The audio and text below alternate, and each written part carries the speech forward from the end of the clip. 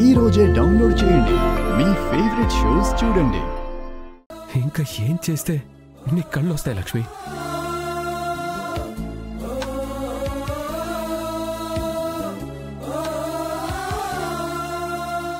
లక్ష్మి, అక్కడ కూర్చోమంటే ఇక్కడ కూర్చోవేంటి? నర్స్ని విహారీ గారి దగ్గరికి తీసుకెళ్ళమంటే ఇక్కడికి తీసుకొచ్చిందమ్మా.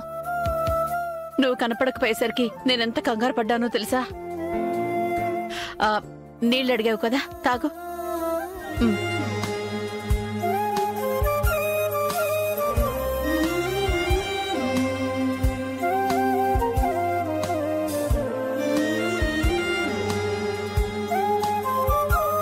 విహారీ, పదరా, లక్ష్మిని తీసుకుని ఇంటికి వెళదాం.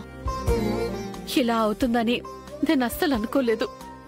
ఇక్కడ ఉండి ఇంకేం చేయగలం? పదరా, వెళ్దాం. సరే అమ్మా.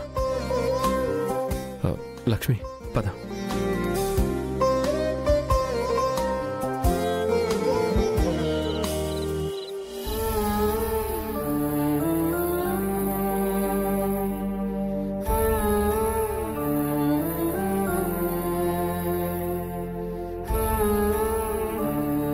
నీకు కళ్ళొస్తాయని ఎన్నో ఆశలతో వెళ్తే ఇలా జరిగిందేంటి లక్ష్మి?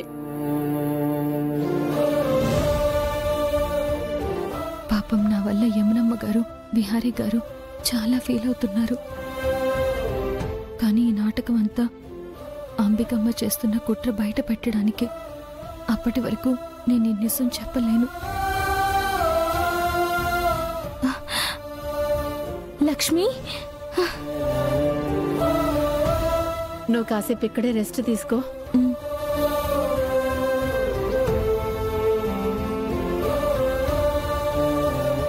నీకు మా అమ్మ కళ్ళు భలే ఉన్నాయి లక్ష్మి. నీకిప్పుడు విజన్ బాగా కనపడుతుందా?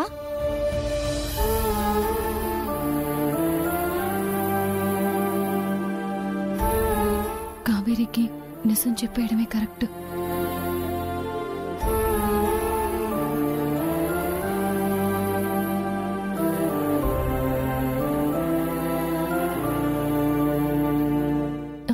కావేరి, నాకు చూపు రాలేదు.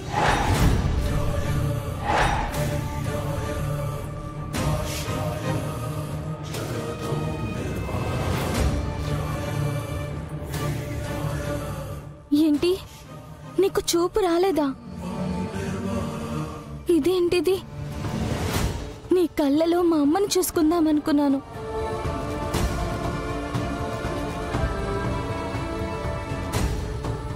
నీ చూపు నన్ను చూసినప్పుడల్లా మా అమ్మే నన్ను చూస్తుందని ఆనందపడదామనుకున్నాను.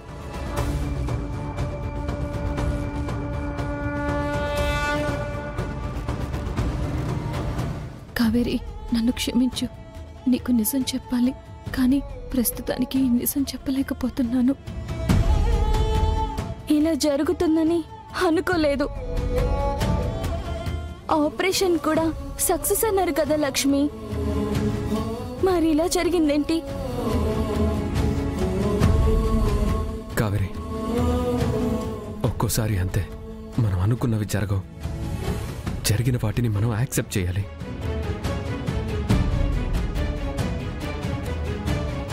తన్ని ఒంటరిగా వదిలే.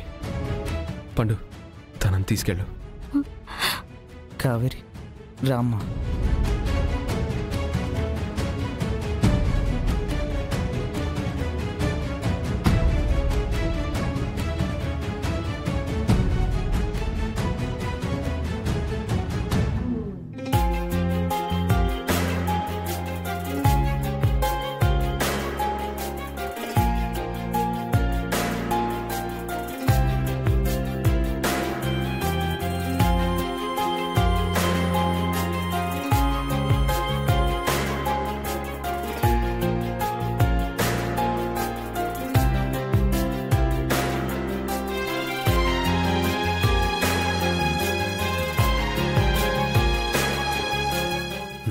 భార్య సహస్ర కాదు, నా భార్య కనక మహాలక్ష్మి. భార్య కనక మహాలక్ష్మి. భార్య కనక మహాలక్ష్మి.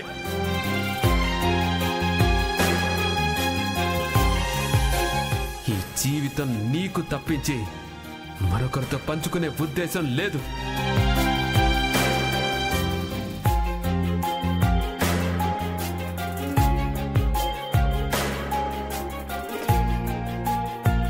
విహారీ గారు బాధపడుతున్నారా?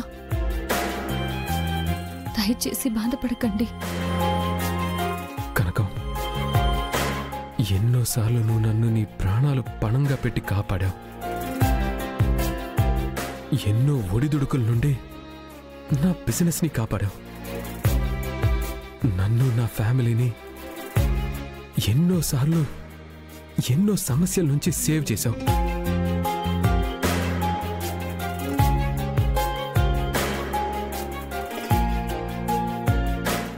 కానీ నీకు నేను తిరిగి ఏం చేశాను కనకం? నువ్వు చేసిన త్యాగానికి నువ్వు ఇంటి కొడవే ఎప్పుడూ అవ్వాలి. కానీ నీ గురించి నేను ఇంట్లో నిజం చెప్పలేదు. నలుగురిలో నిన్ను నా భార్య అని చెప్పుకోలేకపోతున్నాను. నీకు నా పక్కన భార్య స్థానాన్ని ఇవ్వలేకపోతున్నాను. అందరూ నిన్ను అవమానిస్తున్నా తను నా భార్య, తనని అవమానించొద్దని గట్టిగా మాట్లాడలేకపోతున్నాను.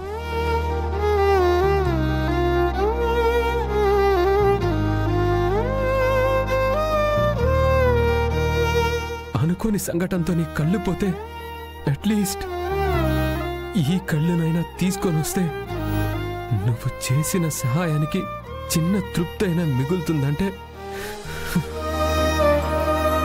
ఆ దేవుడు నాకు అలాంటి అవకాశం కూడా ఇవ్వలేదు.